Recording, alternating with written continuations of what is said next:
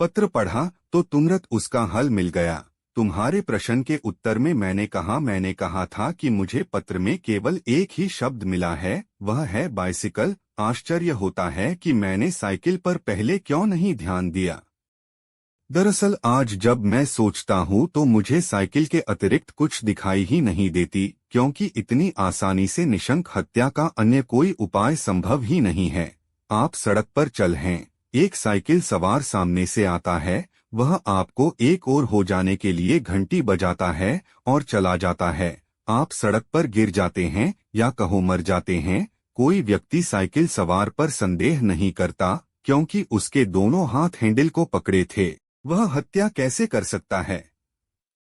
इसलिए दूसरी बार कोई उसे देखता भी नहीं कि वह कहाँ गया। केवल एक बार, तुम्हें याद हो, पुलिस ने अपनी चौकसी दिखाई थी। पिछले शिकार केदानंदी की मृत्यु पुलिस मुख्यालय के सामने लाल बाजार क्रॉसिंग पर हुई थी। जैसे ही वे सड़क पर गिरकर पुलिस ने सभी ट्रैफिक जाम कर दिया। घटनास्थल पर उपस्थित प्रत्येक व्यक्ति की जांच और तलाशी ली गई, लेकिन पुलिस को कुछ नहीं मिला। मैं समझता हूँ प्रफुल्ल रॉय भी वहाँ भीड़ में मौजूद था और उसकी भी तलाशी ली गई। उसने मन ही मन ठहाका भी लगाया होगा, क्योंकि किसी पुलिस सिपाही के दिमाग में साइकिल की घंटी को जांचने का प्रश्न ही नहीं उठा। इतना कहकर ब्योमकेश घंटी को हाथ में लेकर बड़े चाव से निहारने लगा। इतने में हवा का एक झोंका आया और मेज पर रखा लिफाफा उड़कर मेरे पाँव के पास गिर गया। मैंने उसे उठकर मेज पर रखते हुए कहा, तो अब पुलिस कमिश्नर महोदय का क्या कहना है? और बहुत कुछ, ब्योमकेश बोला। पहले तो उन्होंने पुलिस और सरकार की ओर से धन्यवाद दिया है और बाद में प्रफुल्ल रॉय की आत्महत्या पर शोक प्रकट किया है। यद्यपि उसने उन्हें तो खुशी ही होनी चाहिए थी, क्योंकि इससे सरकार का सारा श्रम व खर्च बच गया। जरा सोचो, उस पर मुकदमा चलाने और फांसी चढ़ाने में कितना श्रम, शक्ति और खर्चा हो जाता। जो भी हो, एक बात पक्की हो गई है कि जल्दी ही सरकार की ओर से मुझे पुरस्कार मिल जाएगा। कमिश्नर साहब ने कहा है कि उन्होंने मेरे पिटीशन को कार्रवाई करके अनुमोदित करने की सारी व्यवस्था कर ली है। प्रफुल्ल रॉय की लाश की पहचान अभी नहीं हो पाई है। ज्वेल इंश्योरेंस के कर्मचारियों ने लाश देखकर इनकार कर दिया कि यह व्यक्ति प्रफुल्ल रॉय है। उनका प्रफुल्ल रॉय का काम के सिलसिले में जैसोर गया हुआ है, तो यह स्पष्ट है कि हत्यारा प्रफुल्ल रॉय नाम प्रयोग में लाता था।